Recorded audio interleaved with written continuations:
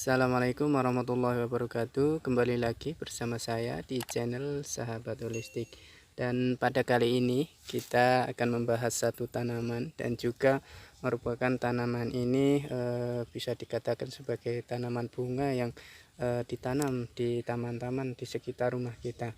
Nah, ternyata tanaman dengan nama latin Gomprena globosa ataupun globe amaranth ini merupakan tanaman yang mempunyai sedikit banyaknya beberapa manfaat yang bisa digunakan untuk sebagai obat ya. Nah, adapun nama daripada bunga ini di setiap daerah ataupun di daerah-daerah itu mempunyai nama-nama yang berbeda, di mana di Sumatera disebut sebagai kembang puter dan juga Ratna Pakaja. Nah, adapun di Jawa itu disebut sebagai adas-adasan ataupun bunga gundul ataupun bunga kancing. Nah, jika di Bali disebutnya sebagai bunga ratna. Dan di lain tempat ataupun di Gorontalo disebutnya sebagai taiman talu.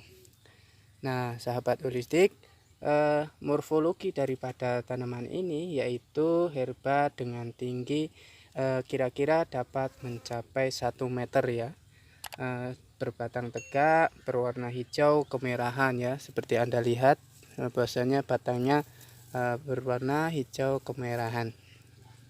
Nah, dari batang ini ada berambut dan juga menggelembung. Dari bagian ruas percabangannya menggelembung ya. Bagian ruas percabangannya menggelembung seperti yang Anda lihat, seperti teman-teman lihat seperti ini. Nah, adapun daun duduk berhadapan seperti ini.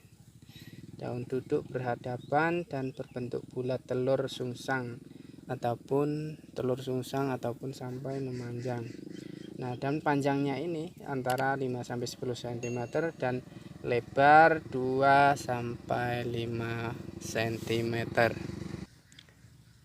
Sahabat holistik, ujung daripada daun ini yaitu ujungnya runcing dan juga berwarna hijau.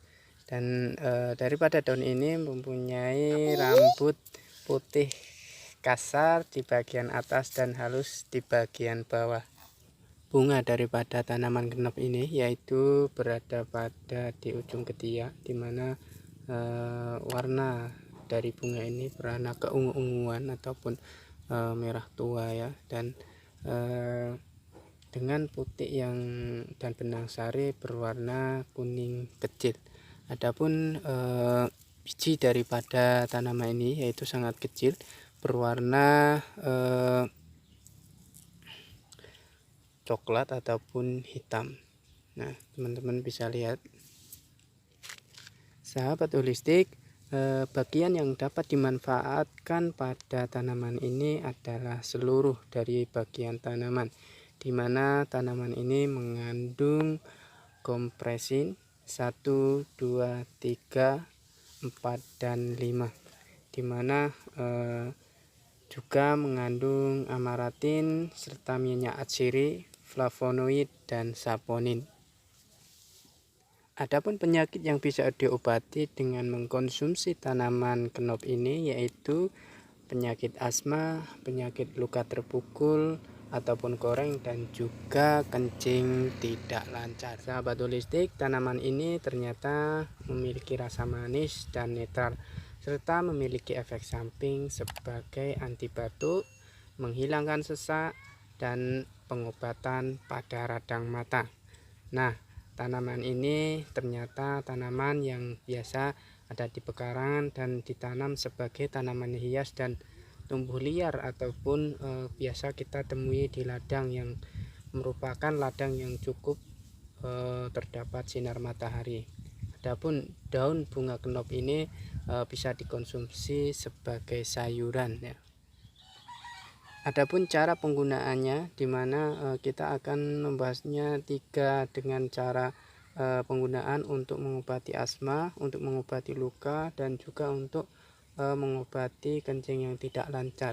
Dimana untuk mengobati asma Anda bisa mengambil 10 daripada kuntum bunga kenop ini, kemudian bisa Anda rebus dengan 2 gelas air sehingga sisa 1 gelas air.